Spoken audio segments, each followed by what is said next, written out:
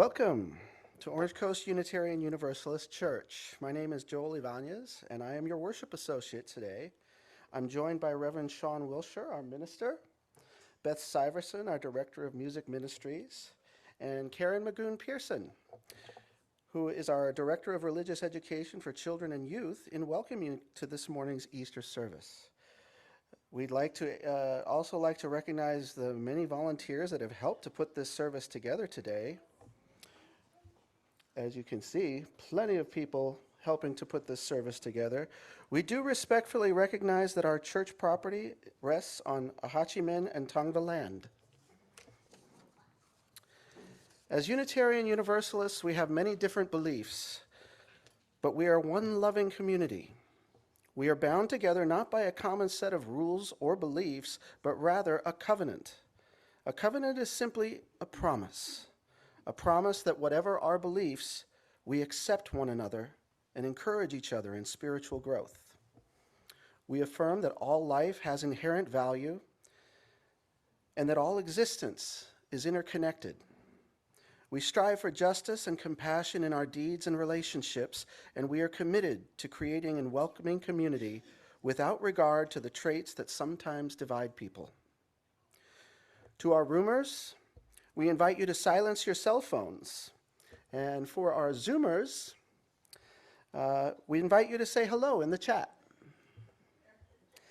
I want to extend a special welcome to the visitors. If you are seeking a spiritual home, we hope that you will find it here. Later in the service, we will have an opportunity for you to introduce yourself if you'd like to do so. And now we will begin our worship with the lighting of our chalice. And this morning, I'd like to invite Mifanwi Kaiser up here to light our chalice. Mifanwi is a long-standing member of our congregation, and she enjoys writing poetry. So please, let us join together as we say our unison affirmation. Love is the spirit of this church, and service is its law. To dwell together in peace, to seek truth in love, and to help one another, this we affirm together. Yes. There you go. Good morning, everyone. Our opening song is a traditional Easter hymn with new words, 100-year-old words by Unitarian Universalist that I hope you will enjoy. Please rise in body or spirit.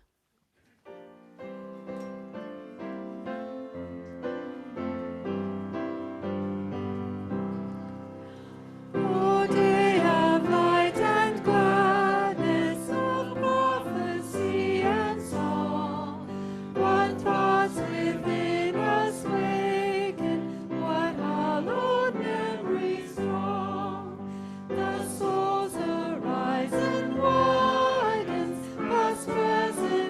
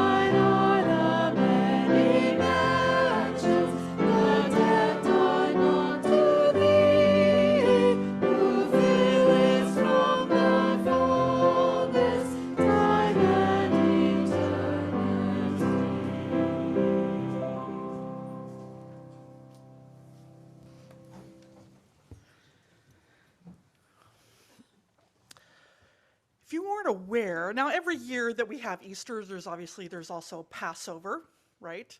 But this year, we also have two other main stories that are hitting about this time. We have this convergence of these holy days. So we're in the middle of Ramadan, right? As well as it's also yesterday was the Buddha's birthday, as it's celebrated in Japan. The different places around the world celebrate it differently. So today, I kind of want to honor all of these wonderful holy holidays and what they can mean to us. So for all the holy days at this time of year, let us recall the ancient stories and their messages. For the coming of spring, which reminds us that life goes on and renews each year.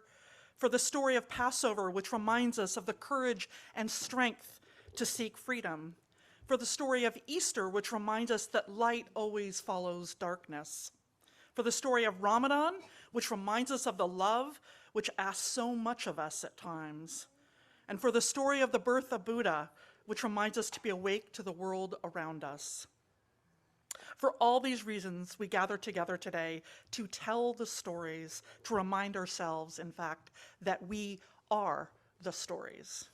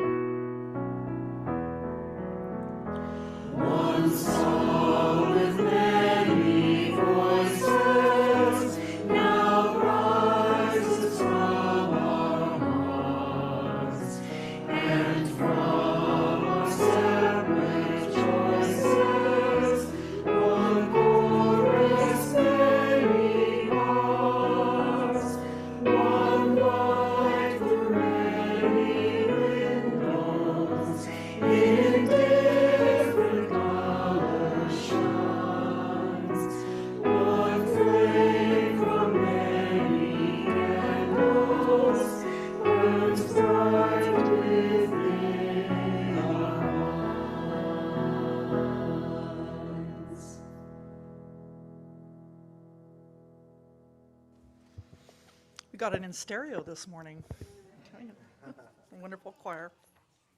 I'd like to invite Karen McGoon-Pearson up here. She's our Director of Religious Education for Children and Youth, and she's going to tell a story called The Wheat Doll.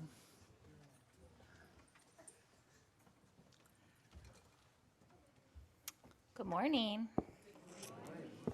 So one thing that we think about when we talk about Easter a lot is we're thinking about resurrection. And I really like this story because it's one way of thinking about resurrection, which is that something that we think we've lost can sometimes come back to us in a different way. And that's what this story is about. It's called The Wheat Doll, and it's by Allison L. Randall. It was hot in the valley. Marianne wiped her forehead and grabbed the carrot top again. But the fat carrot bottom still refused to budge from the ground. "This is going to take forever, Betty," Marianne sighed. Betty didn't answer. She never did. The only sound she ever made was the swish-shush of her wheat-filled body. But Marianne knew the doll was listening. "Sorry, Betty, I need more room for the carrots," Marianne said. She pulled the doll from her apron pocket and set her on a stump near the garden. Betty sat up straight and still. Her embroidery eyes never blinked, but Marianne knew she was paying attention. Betty watched as Marianne made her way up the row of carrots, tugging them out one by one. Finally, when Marianne's pockets were full, she gathered up her apron tightly and headed for the root cellar. She didn't notice the black clouds spilling over the mountains or the air growing heavy. As Marianne emptied the carrots into the cool dark of the cellar, her mama called her into the cabin. "Marianne, hurry! Come help me with these cracks." She handed her daughter a bundle of rags. "But Mama," Marianne began, remembering Betty on the stump. "No buts," her mama said firmly. "There's a storm brewing." Hastily, Marianne tore the rags into smaller pieces. She stuffed them between the logs of her family's cabin, wherever a bit of sky peeked through. With luck, the rags would keep out the dust and damp of the storm. A strong gale of wind whooshed across the valley. It tore through the garden and ripped at the corn stalks. It knocked over poor Betty straight off the stump and tumbled her head over heels down a hill. She came to rest in a rocky hole at the bottom. Back in the cabin, Marianne finished stuffing the cracks. But before she could race to the garden, Papa blew through the door with another gust of wind. Behind him, the day had turned dark as night. "Storm's a bad one," he said. "Oh no," Marianne cried. "Betty's out in the garden." "Well, you can't go look for her now," Papa said. "I have to," Marianne insisted. But Mama's thin, strong arms held her back. "You'll do no such thing," she said. Outside, the pounding rain soaked Betty's body. The wheat inside her began to swell. Suddenly, a gush of mud broke loose from the hill and poured over Marianne's doll. She lay trapped under a gooey blanket, hidden from sight. The storm seemed to last forever. As soon as it had passed, Marianne raced out the door. The garden had looked as if a giant broom had swept through it. Marianne rushed to the stump where she had left Betty. Her best friend was gone. Marianne searched everywhere, behind the stump, under the corn stalks, and down the hill. "Betty," she called frantically again and again. "Where are you?" Up and down the rows Marianne went, calling and hunting, the garden blurred by her tears. Almost before she knew it, night began to fall. She couldn't find Betty anywhere.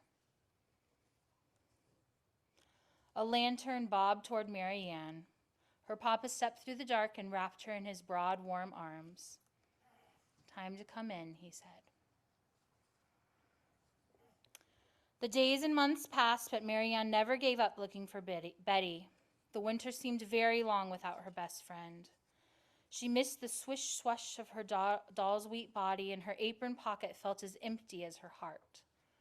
There were chores to do, but now there was no Betty to sit and watch while she dipped candles and braided rags into rugs.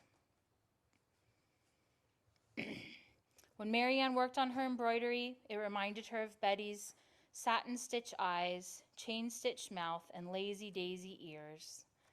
When she walked to the schoolhouse, listening to the other girls' chatter reminded her of the one friend she could always trust to keep her secrets.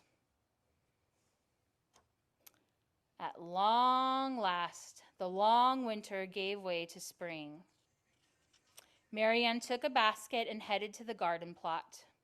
It was planting season. Time to sprinkle the tiny carrot seeds into their rows. She wished Betty could be there to watch the feathery greens poke through the brown earth. Marianne tried hard not to think about Betty. She stood on the stump and breathed in the fresh spring air. And that's when she saw something green and spiky growing in the mud at the bottom of the hill. She hopped off the stump and ran down the slope to see. A small patch of slender shoots had sprouted in the mud. The patch had a funny shape. It had arms and legs and a head. Could it be? Marianne ran her fingers across the tender grass. Betty, she whispered, is that you? The thin blade seemed to sigh at her touch, and Marianne knew that Betty was listening. All summer long, Marianne tended the patch of wheat until the green shoots grew tall and turned gold. She cut the stalks and harvested the kernels of grain. Then she set to work sewing and stitching. She took special care with Betty's new eyes and ears. Marianne had lots to tell Betty, and she knew that her friend would be listening. And that's the end of our story.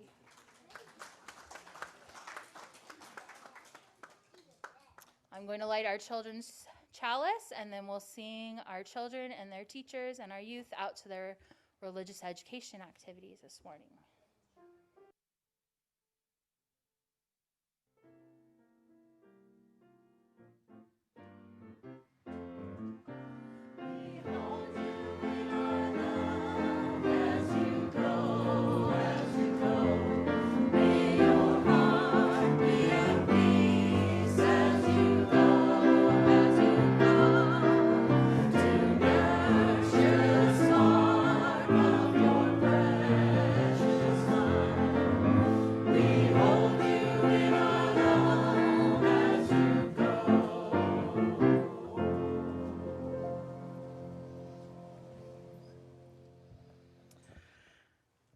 So this morning I have just sort of an interesting video I wanted to show you. I'm actually indebted to Ralph H., who for sending me this lovely video of one of his favorite rabbis. And it needs a little bit of an introduction if you're not Jewish or you don't know much about that tradition.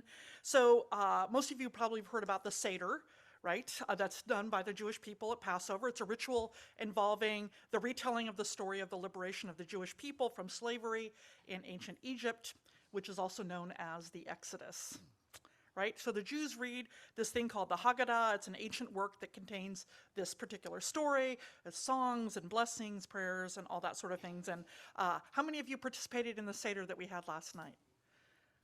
Nice, wonderful. I'm so glad you were there. So you might recall the story of the 4 children. I don't know if you do that at that particular Seder, but they ask 4 questions, right? There's the wise child, the wicked child or the rebel, the simple child, and the one that does not know to ask. And Rabbi Epstein, he explains about the 5th child. So as you listen to Rabbi Epstein, I invite you to consider how what he is saying is not just necessarily about the Jewish people, but maybe about Unitarian Universalism. Let's listen. Good morning, good Erev Shabbos. Special greetings to our soldiers at Fort Jackson, to everybody watching our video. The 4 children mentioned in the Haggadah, the wise, the rebel, the simple, and the one who does not know how to ask. We're all familiar with that. Are based on 4 different verses in the Torah, which describe children asking their parents about the story of the Exodus. But the 4 children are also the story of the Jewish people as a whole. One asks because he wants to hear the answer. A second one asks because they don't want to hear an answer. A third asks because they don't understand. And the 4th does not ask because he doesn't understand that he doesn't understand. Yet, while they may disagree, they sit around the same table, telling the same story. Though they differ, they stay together. They are part of a single family. We, the Jewish people, are an extended family. We argue, we differ, at times we may even be deeply divided. yet we are part of the same story. We share the same memories. We feel each other's pain. Out of this multiplicity of voices comes something none of us could achieve alone. Sitting next to the wise child, the rebel may not remain a rebel. Sitting next to the rebel, the wise child may share their wisdom rather than keep it to themselves. The one who cannot ask will in time learn how. The simple child will learn complexity, and the wise child will learn simplicity. Each one draws strength from the other. The word Haggadah means to tell, but it also means to connect. By reciting the Haggadah, we give ourselves and our children a sense of connectedness to the Jewish people throughout the world and Jews throughout time. Only Jews, dispersed across continents, speaking different languages, participating in different cultures, have bound together by the Pesach story, which they tell pretty much in the same way, all on the same night. More than the Haggadah is the story of a people, we, the Jewish people, are a people because of that story. Now today, unfortunately, there was another kind of Jewish child. Not any one of those four, but a child who was conspicuous by their absence. The fifth child, who is not at the Seder, who has no interest, who may not even be aware that this coming week is Pesach and that there is a Seder and the miracles that it recalls. This is a very serious challenge in our society, which should command our attention, for no Jewish child should be forgotten or ignored. We as a community must make every effort to save these lost children and bring them to the Seder table, because no Jew is a lost cause. And through compassion and love and care, even a lost generation can be brought back to the love of God, the love of Judaism, the Torah, and the Jewish people, and be reunited and become part of the four children that sit at the Seder table. So go out this week, find that fifth child, bring them to your Seder, bring them back to be part of the Jewish people. Shabbat Shalom, and a very happy Pesach. So sort of interesting, isn't it? The beautiful metaphors that he uses of the story, this idea that we're connected by stories. And I felt like he could be speaking to us as Unitarian Universalists, as Christians, as all these different faiths. So that's what we're going to be talking about today. All these wonderful, amazing stories that are there to help us as we cope with life. Let us sing.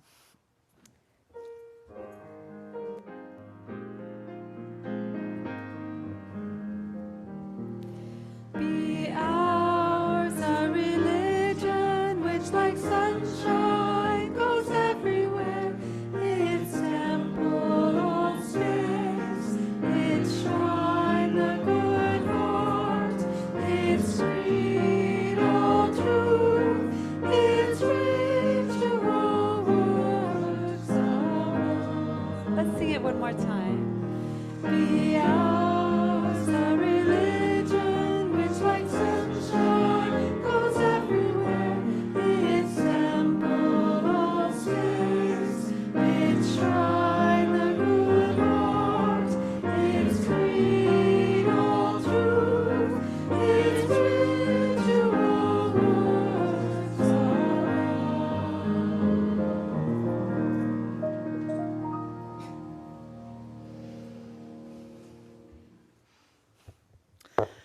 So this week, even today, actually, we have, as I mentioned, these convergence of four different religions. And I kind of want to look at these foundational stories about what it says about them as a religion, not necessarily so much about that, but what can it tell us about who we are, right? Because one of the things that I've always said is that some stories may not be true, that is, they may or may not be history, but all stories have truth in them. That is, that they can be metaphors, wisdom tales in a sense, for all of us. And there's a reason that they've lasted for centuries.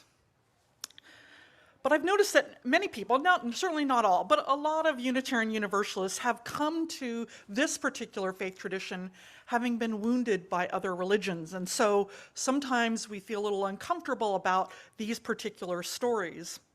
But I sort of feel like maybe we're throwing the baby out with the bathwater.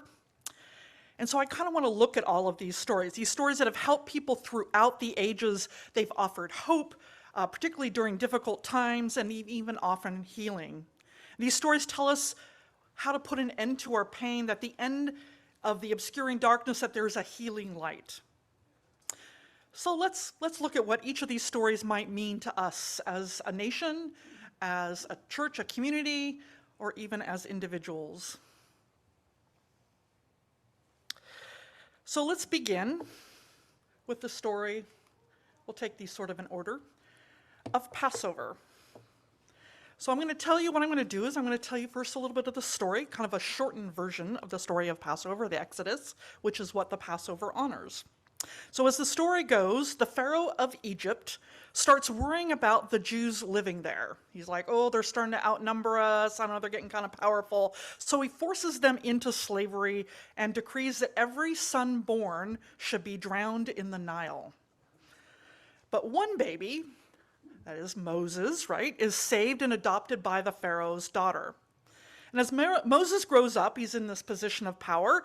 He learns his true identity and he asks the Pharaoh to let the Jews go. The Pharaoh says, no, no way. So God, in his vengeance, sends 10 plagues. For the final plague, the Jewish God sends an illness that every firstborn, somewhat ironically, every firstborn in every household will be killed. But this time, he tells the Jews to mark their doors with the blood of a sacrificed lamb, and then the plague will then pass by them. Hence, that's where we get the term Passover. Now, the Pharaoh is rather peeved by all of this, but he decides, okay, fine, you can go, get out of here, take your plagues with you. That's when we have the parting of the Red Sea, the 40 years in the desert, but eventually Moses leads them out of Egypt, which is known as the Exodus, and they survive and eventually get to their new home. And this story, in particular, is absolutely fundamental to the Jewish faith, right? It's a story of an oppressed people and the longing for freedom. The sense that those who are oppressed are protected and in the long run will survive the adversity together. It's about the courage and the faith of a community to get through difficult times to create something new. Do we know of a people who are experiencing foreign oppression and have strength and courage to fight for freedom? They're living right next door to us. Of course, there's Ukraine. But this story is one that we can see throughout history. So I want to invite you to just take a moment to think about this story. And where have you seen this story throughout history? Take a couple deep breaths, get a little settled. If you see this as a metaphor for so many different ways people have been oppressed and fight for freedom.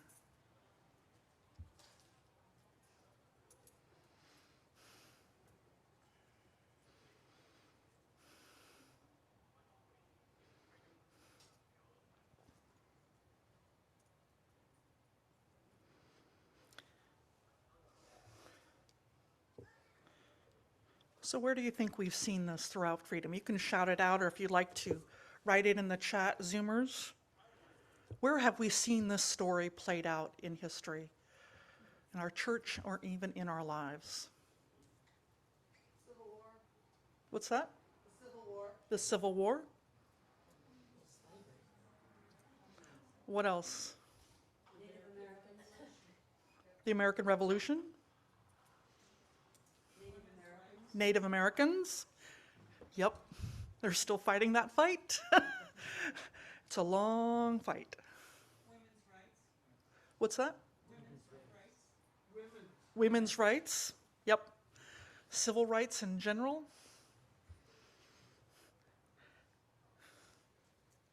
See if anybody else? Think of apartheid in South Africa. And India? Is that Rhodesia, thank you, sorry. My hearing. The Irish. Yeah. Palestinians. Yeah. This story has come up. I mean, think about the fight for slavery. This story is what sustained so many people through the civil rights, through Jim Crow, through slavery. All of those things, this story fed people and gave them hope that there is a way to freedom. All right, let us sing.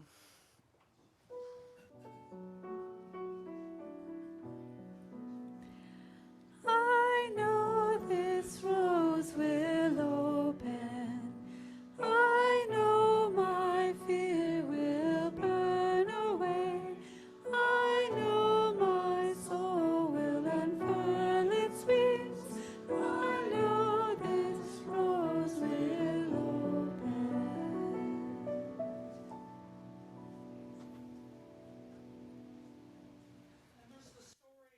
And for our pagan pals, I apologize, we're not going to be talking about Ostara or Aostra, but I want to talk about the Christian story of Easter. The story of Easter, this is it in a nutshell. A nonviolent, loving man is brutally murdered by those in power because he is called for people to stand up against that power, to point out its hypocrisy and injustices. But according to the Christian scriptures, while he did die, after a period of a few days, he rose from the dead and urged his remaining followers to spread his message of love and justice. So the Easter story is the story of loss, the death of Jesus, that's Good Friday, that time of uncertainty, of not knowing what's going to come next, that's the Holy Saturday, and then that amazing time of Easter Sunday of resurrection when hope returns. And this story is true because it tells us that even during our darkest days, when all hope seems lost, when the light seems like it's never going to come back again, it tells us that it will and that we can change. We can become something new. But sometimes we have to die first. We have to let go of something that we're holding on to. This was actually a particularly hopeful story for me. You see it throughout by all of the mystics in the Christian tradition. They talk about this. They call it the dark night of the soul. If you've ever had a dark night of the soul, and I have, this story brings you so much hope if I can just get through this difficult time, right? For me, it was I had to let go. It actually came to me in my call to ministry, right? Some of you know this story. I gave up my job, I gave up my home, and my entire identity as a world-traveling businesswoman, climbing the ranks of corporate America. I had to get rid of all of that, absolutely all of it, and to realize that I was just someone who was simply a compassionate person who wanted to help people grow spiritually. And this story I remember reading about, okay, how do I get through this dark night of the soul, of this letting go of my ego, of letting go of all of that stuff, like literally stuff, my house, everything. How do I let go of all of this? To know that there was a light at the end of the tunnel had great meaning for me. And that was the truth of this story. So I want to invite you again into a moment of meditation. If you want to get comfortable in your seat, soften your eyes if you like. And I want to invite you. What about you? Because I think if you've lived long enough, you've gone through a dark night of the soul. That might have been for you entailed loss like grief or loss of a marriage or a job. It might have been an illness, a loss of abilities, or even a call to a new profession.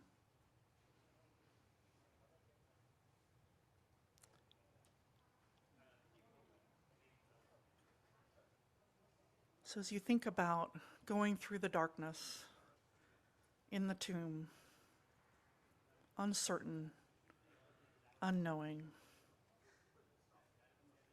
if you're there now, to remember that there is renewal, there is light, there's a different way of being.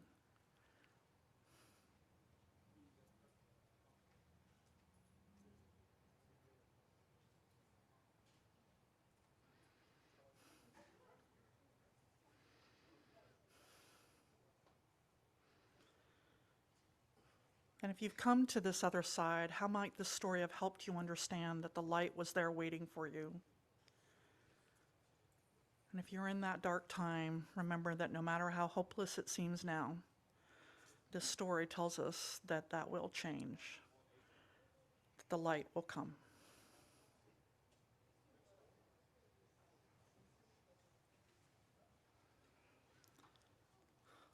Let us sing. I know this rose will know this rose. I know my fear will burn away. I know my soul will unfurl its wings. I know this rose will. I know this rose will.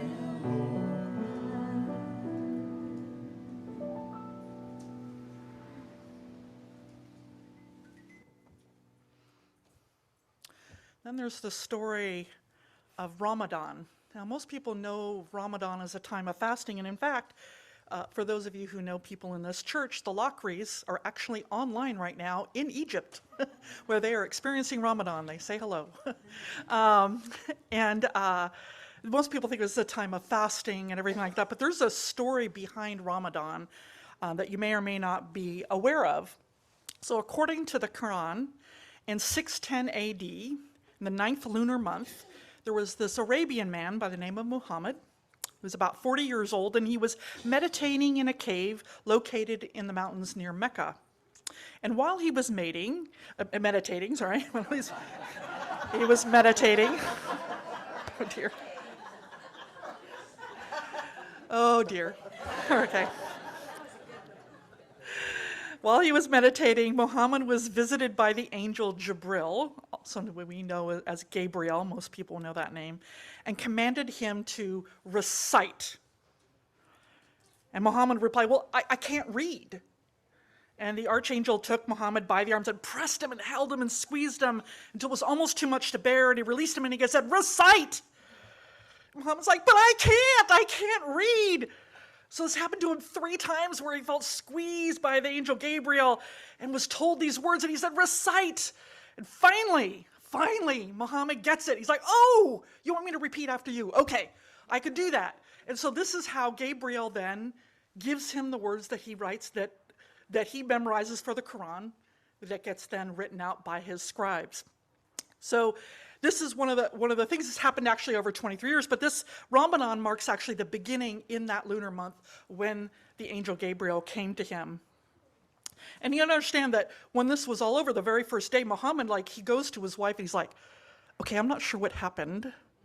This was really, am I seriously being called to do this?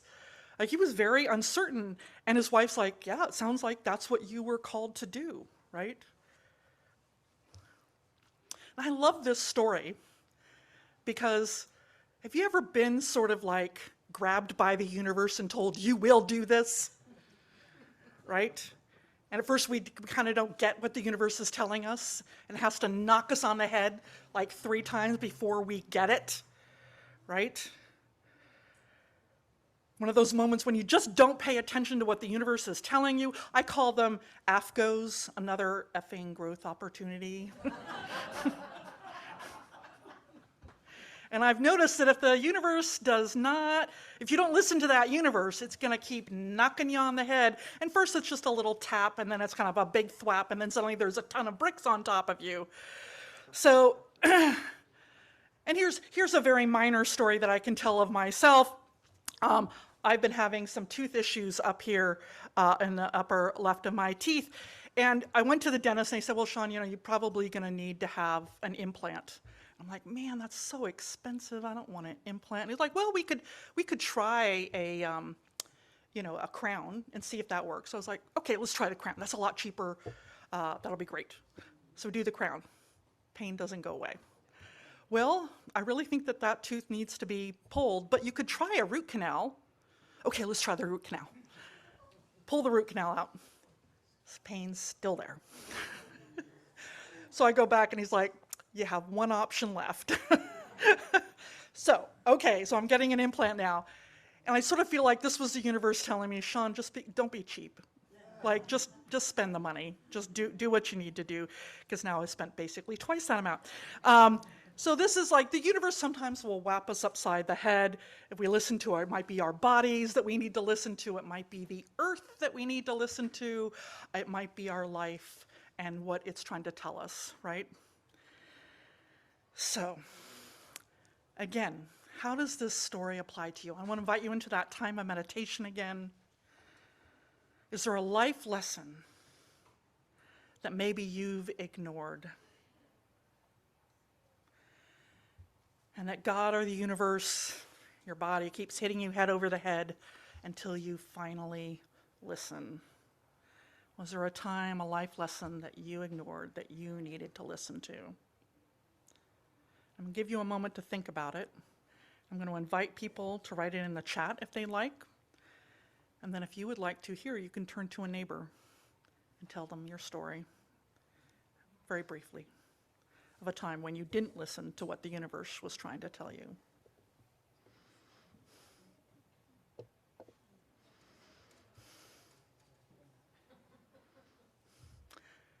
I hear chuckling because I do know that that can definitely happen.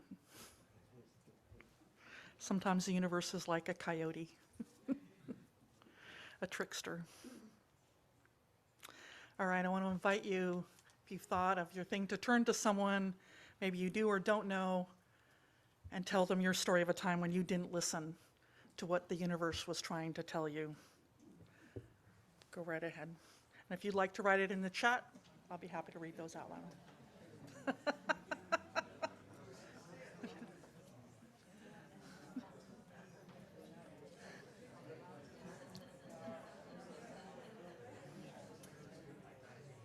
You have a story? That's an interesting story. I like that. Yeah. Well, I kind of am facing one similar one myself. Yeah. Putting on, is it the periodontist? Yeah. Yes.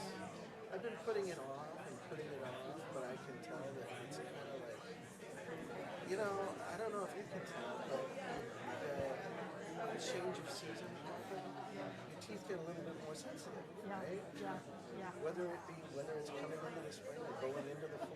It's like this And you can pressure, feel it, and it's like, what's going on?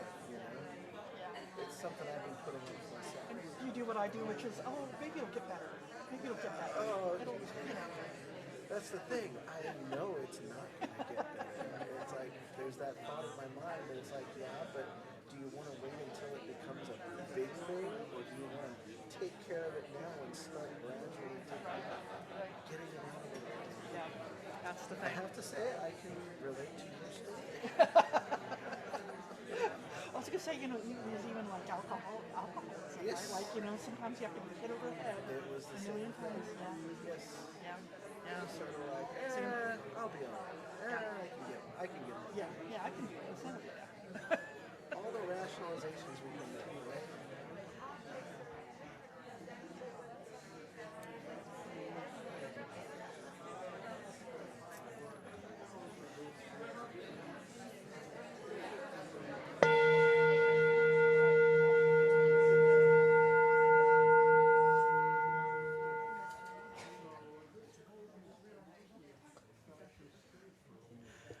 So I want to note that Hannah A. wrote in the chat, she said, "For me, it always involves men."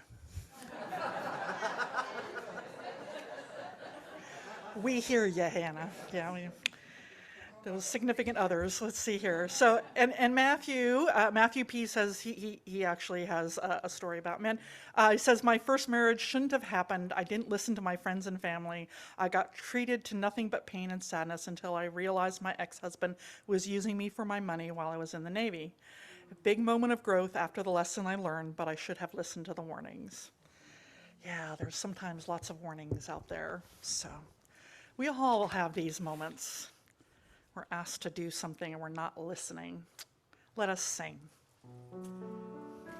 I know this rose will open.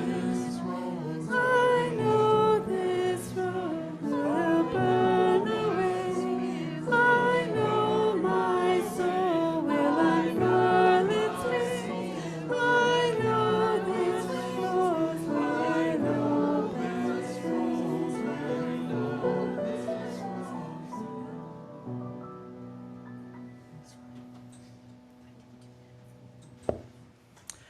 All right, so if you didn't know, this is also the birth of Buddha in Japan in particular. It's celebrated throughout the year, different nations celebrate at different times. And also in Japan, it's the flower festival called Hana Matsuri.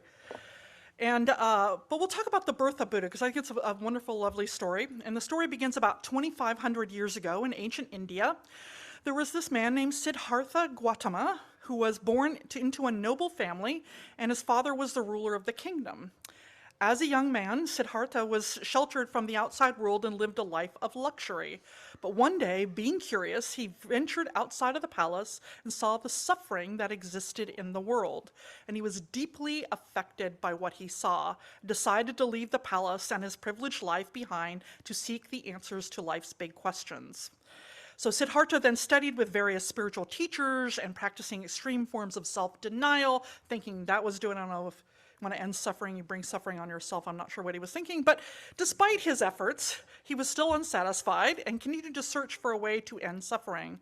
And one day, while meditating under a Bodhi tree, Siddhartha experienced a profound realization that led him to understand the nature of suffering and how to overcome it. For Siddhartha realized that pain was a part of life. You could not escape pain, but suffering, that is the holding on to pain, was not necessary. And at that moment of enlightenment, he became the Buddha, or the enlightened one. And he spent the rest of his life teaching others how to end suffering. So, have you ever had one of those moments, those epiphanies that come to you that change your life? I think maybe we've all had those things, those stories. For me, actually, it was sort of a funny story of being in Italy. It was the first time I'd ever traveled abroad, and I remember thinking, man, these Italians are so rude. They don't stand in lines, they cut in front of you, all those, they're just mean. And then one day I realized that no, they're not. They just do things differently. They just don't stand in lines. It's not mean or rude, just the way that they are, just what they do, how they do things. And that sense of realizing that I had a way of seeing the world and then now it was turned on, it had made me wonder, what else am I doing that I'm assuming in the world? And it helped me see the world differently. So again, due to time, I'm going to just have you think about this for a little bit.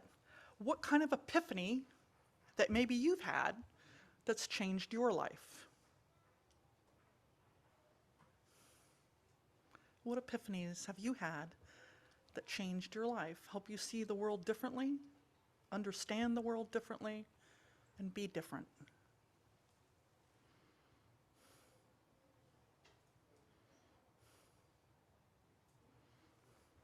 Let us sing. I know this rose will open. I know my fear will burn away.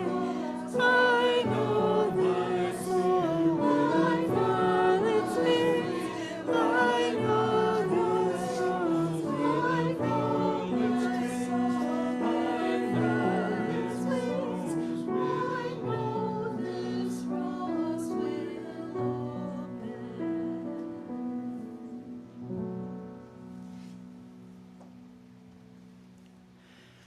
open. We Unitarian Universalists, we have our own stories as well. There are different takes even on these particular stories. But if you notice that our stories tend to be about unity.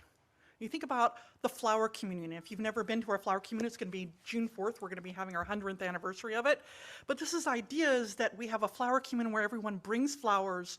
We make this beautiful bouquet, and we celebrate the diversity that we are and that creates this diversity. And even our water ceremony in the fall is about blending our lives together and who we are, right? Isn't it fascinating how different religions and the rituals that they have tell us something about those traditions, right? And their core stories. You know, we do our joys and sorrows, it's our weekly ritual. And each week I say, let each of these moments remind us that we're not alone, these joys and sorrows that we express to people around here. And the reason why I say let each of these moments remind us that we're not alone, because each one of us at some point in our lives are going to go through probably many of the things which people are expressing, the loss of a friend or the celebration of a marriage or whatever it is, right? So our ceremonies are often about unity and universality, right? Unitarianism and universalism. It's about our independence and our dignity and worth. Certainly, Rabbi Epstein seems to talk about Unitarian Universalism also in many ways. We're not alone out there in this. But what makes these stories, our stories, last is that they, like the stories of Easter, Passover, Ramadan, and the birth of Buddha, can be applied to our nation, a group, or even to individuals. These stories tell us that we can accept unity in the diversity of our nation, this church, and even within ourselves, that we are a multiplicity as well. All of these stories have beauty, hope, and truth to them. Most of us have lived these truths, but it's our choice to find that meaning, right? So we Unitarian Universalists, in many ways, we are existentialists. We can call it egg-sistentialism if you want. We're existentialists. That is, existentialism is the philosophy that emphasizes that you have your own free and responsible search for truth and meaning. Our purpose or meaning of life does not come from external sources, but is determined by each of us. So you get to choose if you want to find meaning in these stories for your life, if they give you hope and understanding as either real stories, that is, as history, or as metaphors. And I believe that there is room for all of it here, in this church and out there in the world. And sometimes that honey in the rock, that which feeds us, is real. We need to remember to give physical nourishment, shelter, and protection for those who need it. But sometimes it's also a wonderful metaphor, the honey in the rock, that we need to remember that we all need spiritual nourishment, shelter, and protection, which is what these stories can give us, which is hope. And I hope today that you felt a little fed. Let us sing. Please rise in body or spirit. And we're going to start with some snaps. If anyone wants to snap with me. There's honey in the rock for all God's children. Honey in the rock, honey in the rock. There's honey in the rock for all God's children. Feed every child. One more time with that. Well, there's honey in the rock for all God's children. Honey in the rock. Honey in the rock, there's honey in the rock. For all God's children, feed every child of God. We can have justice if we care. Feed every child of God. Right is right and fair is fair. Feed every child of God. Well, there's honey in the rock. For all God's children, honey in the rock, honey in the rock, there's honey in the rock. For all God's children, feed every child of God. Heart to heart and hand to hand, feed every child of God. Together we'll push to the promised land, feed every child of God. Well, there's honey in the rock for all God's children. Honey in the rock, honey in the rock. There's honey in the rock for all God's children. Feed every child of God. If we're gonna be fair, we gotta need no door. We gotta feed every child of God. We gotta house the homeless and feed the poor. Feed every child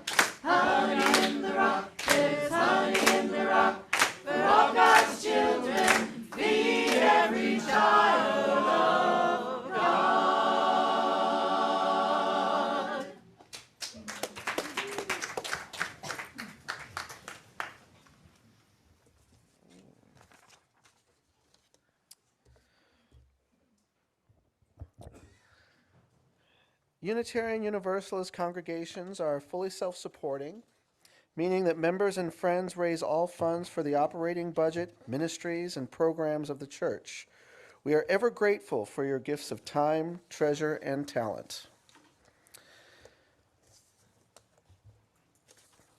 OCUUC amplifies that spirit of generosity by sharing half of the plate we receive with an organization that shares our values. This month, we're sharing the plate with Build Futures, a nonprofit organization dedicated to providing job training, housing, bus passes, and food to youth population of Orange County. As we welcome the new spring season of growth and life, let's also open ourselves to supporting this group to bringing new life to the struggling youth of Orange County. There are multiple ways in which you can support this church and organization. You can mail a check. You can go through our website, use an app called Vanco Mobile, or put cash in the basket just outside the door. The choice is yours. All the information is on our website should you need it. As always, thank you for your generosity.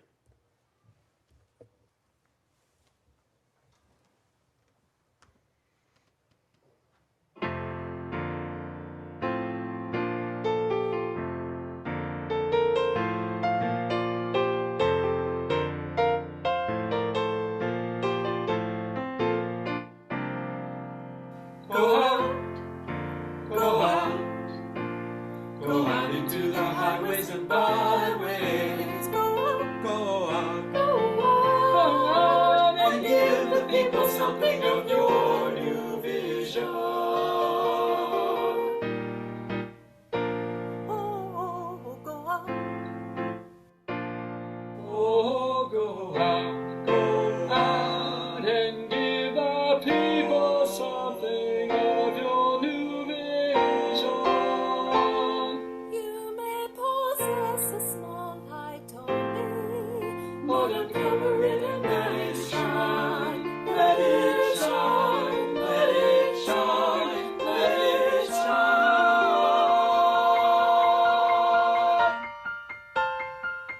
use it to bring more understanding to the hearts and minds of men. Go out into the highways and byways. Into the highways and Go out into the highways and byways. Go out into the highways and byways. Go out, give them not hell, but give them hope, and give them courage. Give them hope and courage, not hell. Do not push them deeper into their despair. Do not push them deeper into their despair. Give them not hell, not death, but give them courage and hope. And preach the kindness and the everlasting love of God.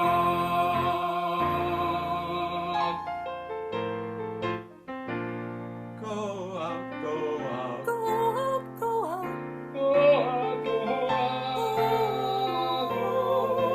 Go out into the highways and byways. Go out, go out, go out, go out, go out. Go out into the highways. Go out into the byways. Go out, go out, go out. Let it shine, let it shine. Uncover your light and let it shine. Give them not hell, but give them hope, and give them courage. Give them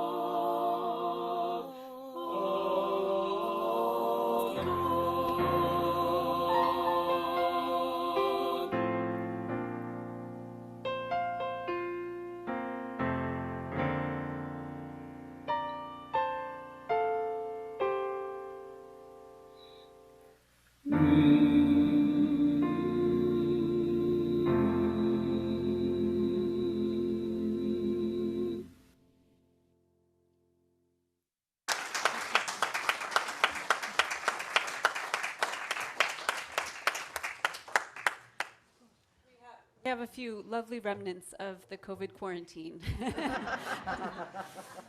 Please sing this offertory response with us. This song puts our intentions into words and expresses our gratitude for the many gifts we share. We gather together, we gather as one, for peace, love, and justice for everyone. We give from our hearts to show that we care. We can change lives with what we share.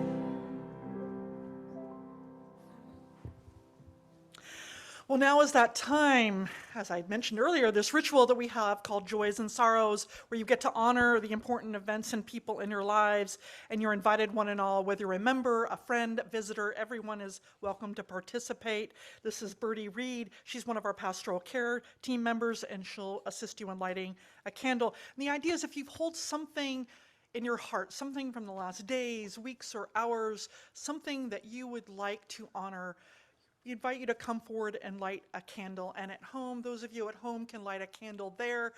But if you'd like to share it with the community, you don't have to, but if you would like to share it with the community, you can write it out on a slip of paper that the ushers have, and I'll be happy to bring them to you if you don't have one. Write it out, hand it to me, light your candle, and then we'll read it out loud if you would like to have it shared. For those of you on Zoom, by the way, if you didn't know, I'm looking at the camera right there so we can say hello to the Zoomers. You can write it in the chat, and then Bertie will light one for you. So as music is played, I invite you to silently offer healing or celebration as you feel called and according to your beliefs. Please come forward.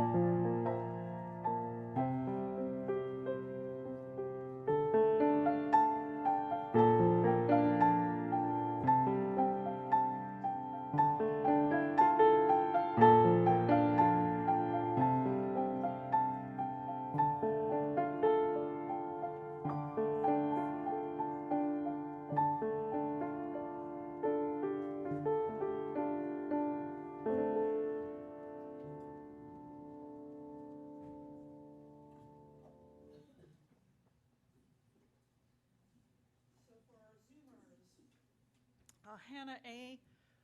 Would like a candle of gratitude for her dad's continued healing. Matthew P. says a candle of joy for this blessed Ishtar. He says spring is coming. It does look to be maybe coming.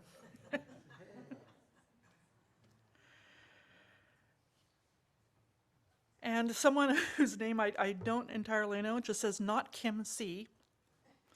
A candle for healing for Jared, Lauren, and Robert Wallace, who are home with a cold for the second week in a row. Aw, that's hard.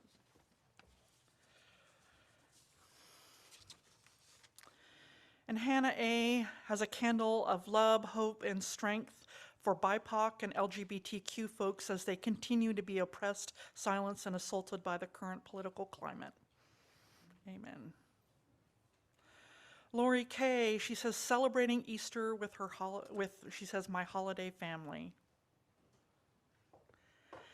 And Tom L., the one who's in Egypt with his wife Nancy, he says, we are having a wonderful time in Egypt. The people are very kind and warm.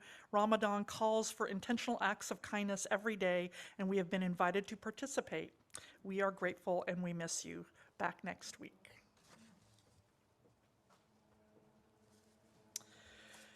And both Ralph and Meg lit a candle because of the joy they experienced at the excellent Passover Seder that was held last night by our wonderful Maureen McConaughey.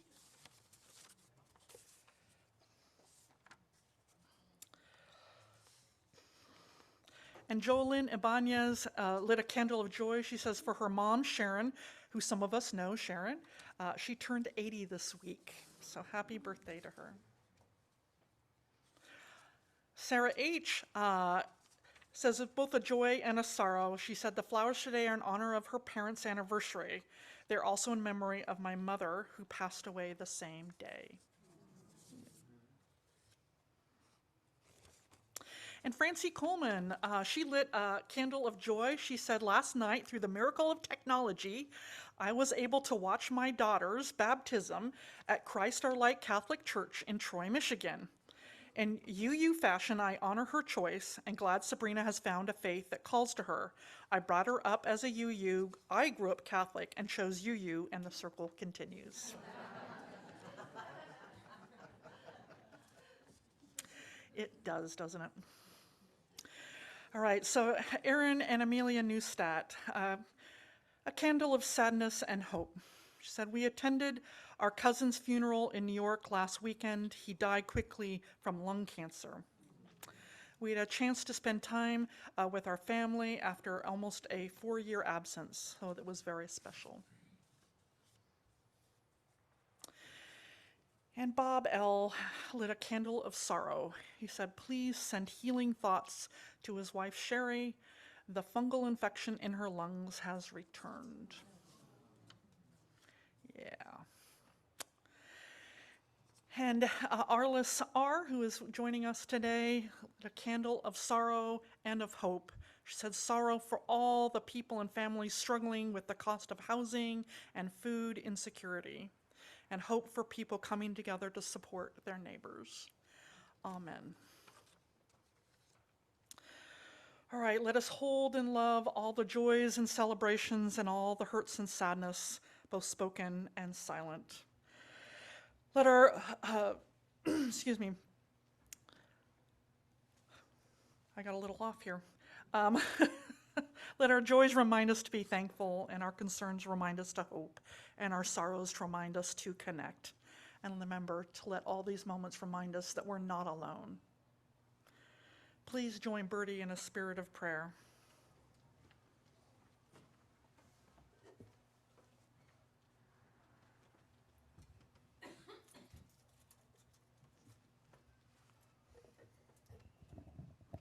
And Reverend Sean has selected today a prayer by Maya Angelou. Father, Mother, God, thank you for your presence during the hard and mean days, for then we have you to lean upon. Thank you for your presence during the bright and sunny days, for then we can share that which we have with those who have less. And thank you for your presence during the holy days, for then we are able to celebrate you and our families and our friends. For those who have no voice, we ask you to speak. For those who feel unworthy, we ask you to pour your love out in waterfalls of tenderness. For those who live in pain, we ask you to bathe them in the river of your healing. For those who are lonely, we ask you to keep them company. For those who are depressed, we ask you to shower them upon them the light of hope. Dear Creator, you, the borderless sea of substance, we ask you to give to all the world that which we need most. Peace. Blessed be.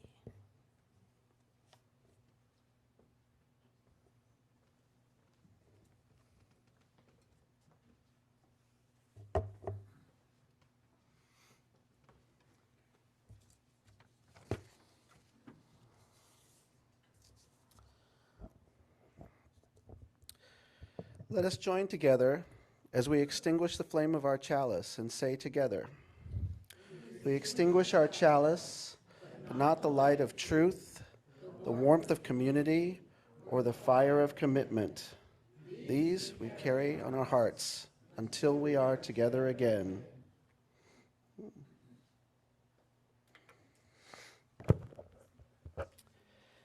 Thank you for joining us this morning.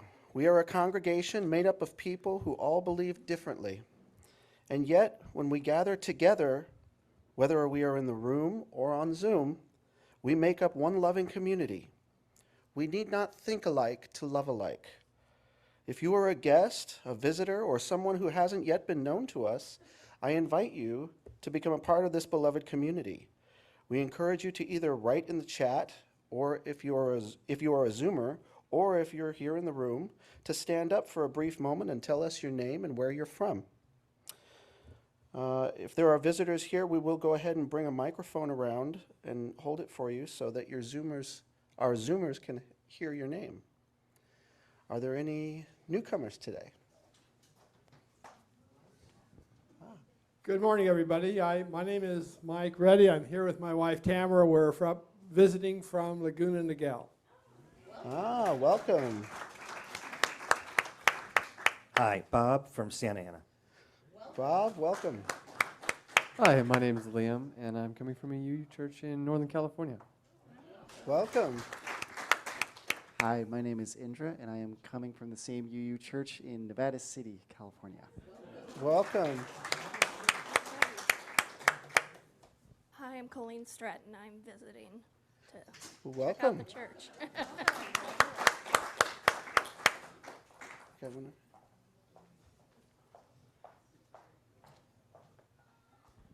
Hi, everyone. I'm Arliss Reynolds. Live on the west side. I guess I would call myself a wounded Lutheran, so looking. Welcome.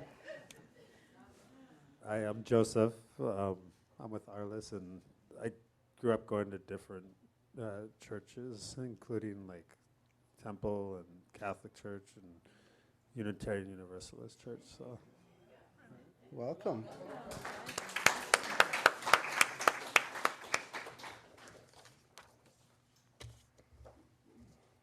Okay. I don't believe we have any in the chat. Yes. Okay, if you'd like to know more about our church, including programming for our youth and children, please contact us at hello@ocuuc.org, and we'll help you get connected. In addition, we invite you to sign up for our weekly email called The Blast at blast@ocuuc.org. We want everyone to feel a part of this beloved community, so please reach out and we will help you get connected. All right, some announcements. I want to, one thing that we forgot to make up there is that Maureen is hosting a hike on Saturday. So, Maureen, raise your hand.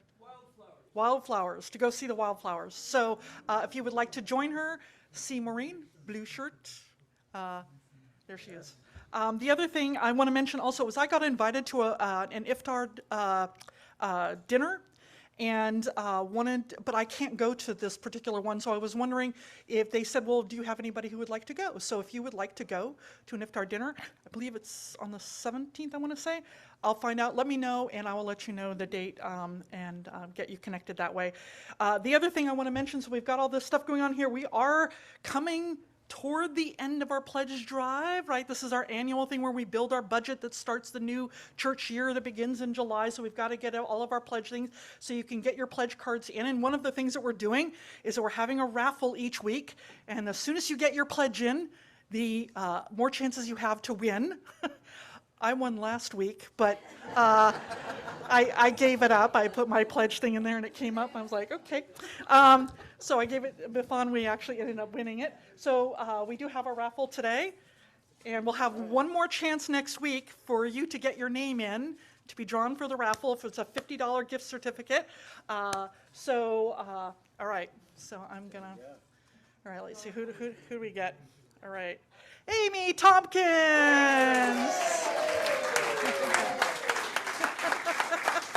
So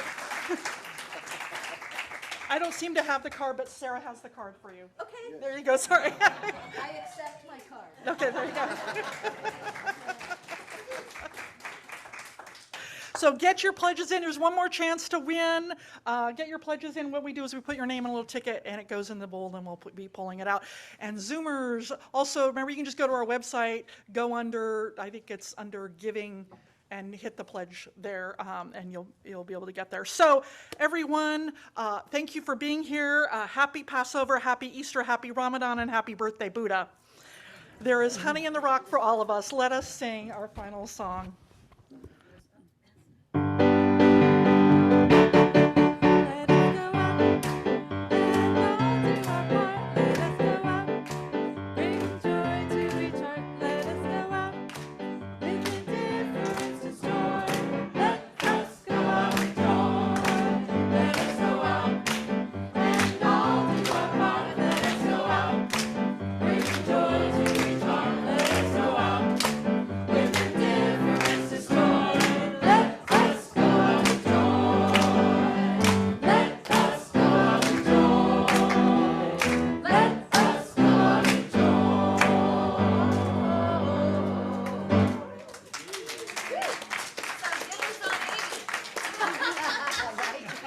This service is over. Let our service continue.